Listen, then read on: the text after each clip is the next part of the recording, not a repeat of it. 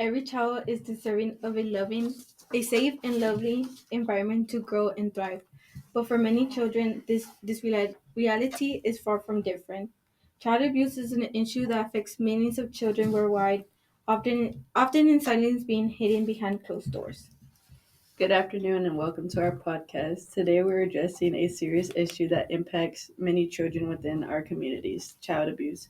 This is a deeply troubling problem that affects countless children across the United States, often behind closed doors. Our goal today is to shed light on the issue and explore its far-reaching effects without further delay. And I'd like to introduce my group of co-hosts. My name is Clarissa Cunha. I'm majoring in criminal justice. I'm here with Hector Maldonado, majoring in music education, and I'm here with Gabriela Gamboa, majoring in criminal justice. David Ponce, majoring in biology. But last and not least, Arleta Aguilar, majoring in psychology. Thank you for that introduction, everyone. As we mentioned, child abuse is a pressing issue in our community, and while we may hear about it in the news or see it in reports, it's really important to understand what child abuse is and how it affects children. So to kick things off, let's start by defining what child abuse is. What is child abuse? In the article of Ahmed Osbe, the effects of child physical abuse on the children's mental health. Child abuse, as defined by the U.S. government, refers to the action or the failure to act by a parent or caregiver that leads to physical, sexual, or emotional harm. But it's not just parents who can cause harm. Other adults can also be responsible. Unfortunately, other adults can play a role too, like family members, teachers, friends of parents, coaches, medical professions, and even spiritual advisors. It is also important to know that in some cases, abuse involves other young people. About 1 in 4 instances of child sexual abuse involved other youth. This highlights just how widespread and complex the issue can be, affecting children in many different environments and from many different people. Given how pervasive abuse can be, it's essential to recognize the signs of child abuse. Children who are being abused often show a range of signs. Though sometimes they can be subtle or easily overlooked, you may notice sudden changes in their behavior, like becoming more aggressive, angry, or just acting fearful for no apparent reason. At school, their performance might drop, or they could show signs of depression and anxiety. Some kids even develop strange fears, like being scared of certain places or people. Or they may even have trouble sleeping, suffer from nightmares, or feel anxious about going home. Other signs could include unexplained absences from excuse, or in more extreme cases, self harm, or even thoughts of suicide. It's important to recognize that these are all cries for help, and sometimes they're the only way a child can express the pain they're going through. Yet, we often think of abuse as physical. Cuts, bruises are necessarily components of child maltreatment. The emotional and mental toll of abuse can be far deeper and more lasting. Children who experience abuse often face long term struggles like anxiety, depression, and even memory issues. It's heartbreaking, but many times they end up feeling ashamed or guilty, thinking that somehow they are to blame for what's happening to them or that there's something wrong with them.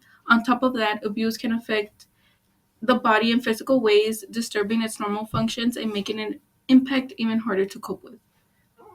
Other type of child abuse. while the signs we've discussed are important, red flags for any children who might be experiencing abuse, it's also crucial to understand that child abuse can take many different forms, each with its unique impact. We've mostly focused on physical abuse so far, but abuse can be emotional, sexual, and even neglectful. So, we've covered a lot of ground about different forms of abuse. There are only a few more that are just important to understand. Sexual, emotional abuse, and neglect are all forms of children maltreatment that can have lasting impacts on a children's life. When children experience this kind of abuse, it can lead to serious mental issues later on, like anxiety, depression, substance abuse, eating disorders, or even PTSD. Now, sexual abuse is defined in the article by Osbe, The Effects of Children Physical Abuse on Children's Mental Health, as a sexual experience with a children. The World Health Organization takes a step further, defining as it as actions like fondling, penetration, or exposing a children to other sexual activities. Emotional abuse is another form. It can be just as damaging. This is when children's emotional needs are attacked or neglected. Things like name calling, rejection, threats, or even withholding love. Then we have neglect, when it's simply failing to meet a children's basic needs, like providing shelter, food, or emotional care. But it's not just about the immediate abuse. The effects can spill over into risky behaviors down the line. Kids who experience abuse are most likely to engage in risky behaviors like early sexual activities or substance abuse when they get older. Some kids may even use obesity as coping either to manage negative emotions from the abuse or try to desexualize themselves. It's a circle that can continue. Kids who grow up in an abusive environment may end up in abusive relationships as an adult, or even become abusive themselves. And socially, the impact is huge. Research shows that kids who experience violence are 13% more likely to not graduate high school, and there's only a link between child abuse and later criminal behavior. But there's hope. With the right support, children and families can break the circle. Encouraging things like optimism, self esteem, and creativity can help kids feel more secure.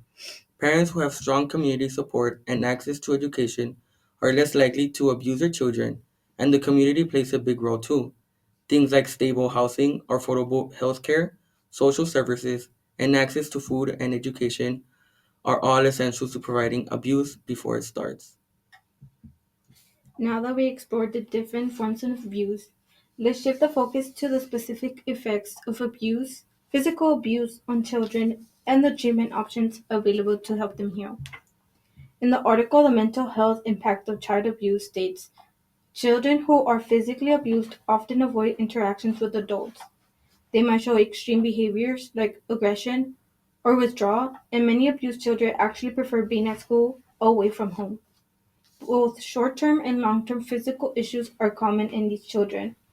The main goal when dealing with cases of physical abuse is to prevent further harm and try to reverse or reduce the physical effects that develop. It's also crucial to strengthen parental functioning and reduce the environment stresses tied to abuse. When we look at effects of physical abuse, there are two main principles to consider from the perspective of developing psychopathology. The first is that the idea that same starting points, such as neglect, can lead to different outcomes in children. For instance, one child who is neglected might struggle with academics or become introverted, while other child might not be affected at all. The second principle is that different starting points can lead to similar outcomes. So, children who have been physically abused might show similar issues, like aggression or depression, as those have been abused. This shows that the complex effects of abuse can be, and why it's important to not look at a child's situation in just one area or at a one point in time. When we talk about behavior effects, children who have been abused might experience nightmares, sleeping troubles, fear, depression, or aggression. They may even act in extreme ways, like throwing tantrums, refusing to go home, or trying to run away. Some even may exhibit suicidal behavior as a way of escaping the emotional pain and hopelessness they feel. Our particularly complex effects of abuse, especially sexual abuse, is something called sexualization. This happens when children are exposed to inappropriate sexual contact, which forces their psychosexual development and accelerate unnaturally. A girl who has been sexually abused might show that way beyond her development stage, which the experience even more damaging. Physically, the effects of abuse can be severe. Many children have a soft tissue injuries, scars, burns, fractures, or even internal organ damage. In the most extreme cases, abuse can lead to death, malnutrition, which often happens in cases of neglect and can be resolved in delays language skills, motor skills. These children might even become central tragedy. using the ability to move or communicate their hunger because they've been so accustomed to the low calorie intake. So what can we do to prevent abuse? Well, it starts with awareness. Parents, teachers, and other adults that may need to be informed about what behaviors are abused. Non-formal education tools can help awareness in the community and help to popularize the rights of children, and the harm in certain traditional parenting methods. Prioritizing the safety and well-being of children is key to reducing abuse. The long-term effects of physical abuse can be varied, depending on the child's age, development. Younger kids may struggle with delays in growth or forming troubled attachments, while adolescents continue to face difficulties with relationships, risky behavior, and self-esteem. Abuse and neglect are universal problems, but with therapeutic intervenes, we can help minimize their impact, and it's also important to address social and family stress, as they often play a role in the emergence of abuse. One promising approach is secondary prevention, which focuses on identifying people who are at risk of becoming abusive before the problem escalates. Now that we've covered the different types of abuse and their signs, it's crucial to recognize them in order to protect children. Unfortunately, this wasn't the case with Gabriel Fernandez. His story is both shocking and heartbreaking, and it serves as a powerful eye opener on the harsh reality of child abuse.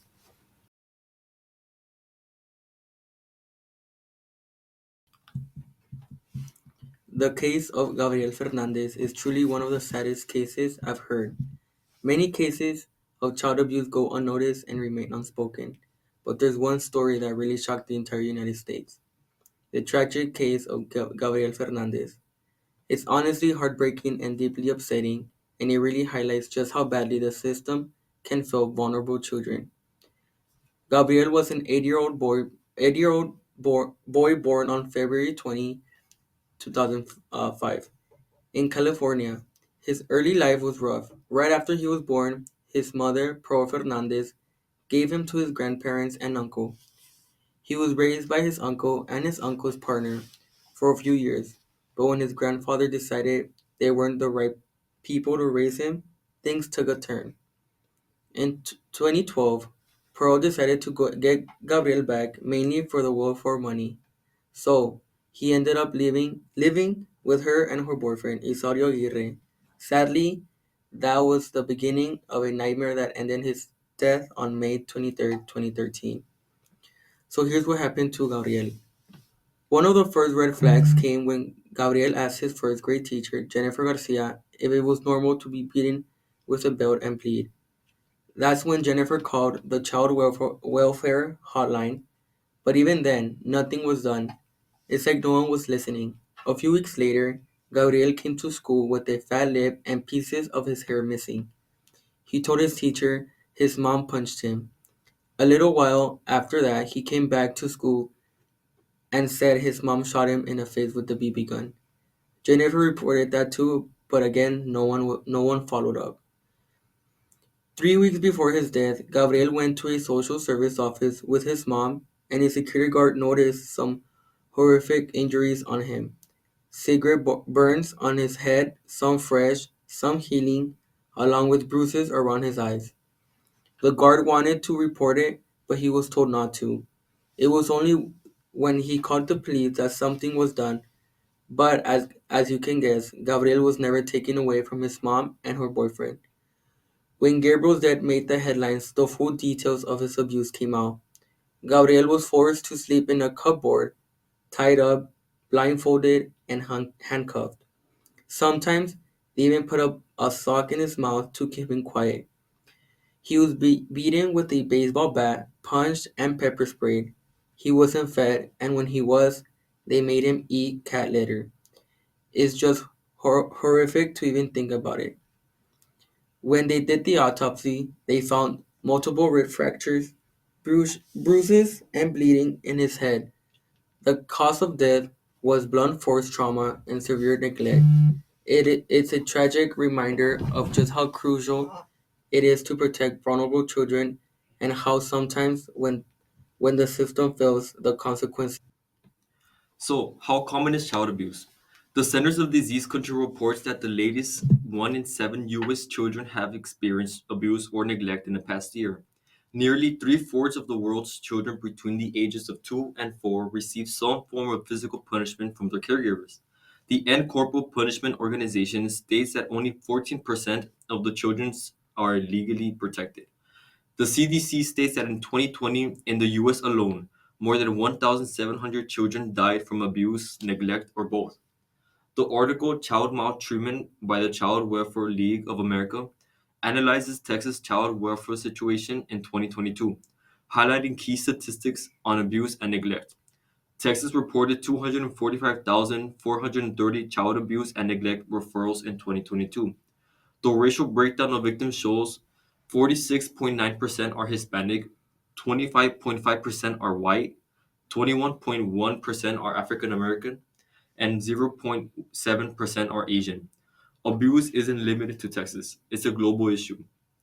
The forms of maltreatment are varied, with neglect being the most common at 74.8%, followed by sexual abuse at 12.2%, physical abuse at 10.9%, medical neglect at 1.5%, and psychological neglect at 0.5%. Of the 245,430 referrals, 43,563 involved first-time victims, with 41% being children that age between the 0 and 3. Teenagers that age 16 to 17 make up 5% of the cases. Gender-wise, 54% of the victims were female and 46% are male. Most cases occur in their home, with 75% of abuse being perpetrated by parents or trusted individuals. Texas also reported 26 child victims of sex trafficking in 2022. Though the actual number may be higher, by 2023-2024, 1,016 missing children have been identified, with 1,164 children overall in the system. Tragically, while child fatalities decreased from 206 in 2021 to 176 in 2022, many of these deaths are caused by people the children know and trust. Looking at the alarming data of child abuse in Texas, it's clear that many children are suffering and need of support. Gabby, given the impact of these statistics, what are some resources in the United States that help children who have been victims of abuse? Prevent Child Abuse America is a nonprofit organization that is dedicated to preventing child abuse and neglect across the United States. The organization focuses on creating safer environments for children who have experienced these issues and providing support for families. Advocacy for public policies that address abuse and neglect is a central part of its mission. A main goal is to emphasize that child abuse must never be taken lightly. As children grow older, the trauma they face often lingers, leading to difficulties in handling it and sometimes resulting in an outcome such as suicide. The mission is to ensure every child has the opportunity to grow up safely and lead a semi-normal life despite past hardships. Prevent Child Abuse America actively advocates for stronger laws, policies, and programs prioritizing the safety and well-being of children. Efforts include securing funding for prevention programs, mental health support for families, and intervention services designed to address situations before abuse occurs. The organization educates lawmakers on long-term effects of abuse, not only on children but also on society as a whole, highlighting the importance of proactive preventative measures. Early childhood intervention programs form a key part of its advocacy, addressing root causes of abuse and neglect. These initiatives assist at-risk families, providing tools to create a safe environment for children. Thank you, Gabby, for giving us a organization whose goal is to provide help for children who have been victims of child abuse. I want to address one organization here in Laredo that provides resources for children who have been a victim of child abuse or other types of abuse. What is this organization, David? The Children Advocacy Center of Laredo Webb County works to break the cycle of child abuse by focusing on both community education and awareness. It's a nonprofit organization that offers a range of services like training, prevention programs, and treatment, all aimed at fighting and eventually eradicating child abuse and neglect. What's really impactful about the center is that they don't just provide support for kids directly, but they also focus on helping the whole community understand the issue better so we can help prevent it. One of their key services is something called Victims Assistance Services, otherwise known as the VSC. This program helps families who are dealing with abuse or crime by providing things like coats, food, and other necessities that can make a big difference during tough times. They understand that when abuse happens, it affects more than just the kids, it impacts the entire family. So they try to give them as much support as possible. This organization is amazing for the community, helping everyone from kids to teachers work together to make sure that children get the care, attention, and protection they need to recover and break free from the abuse. That wraps up the podcast. We hope the information helps you recognize the signs of child abuse and break the cycle. Let's work together to keep children safe and speak up if we suspect abuse. Thank you for listening to our podcast.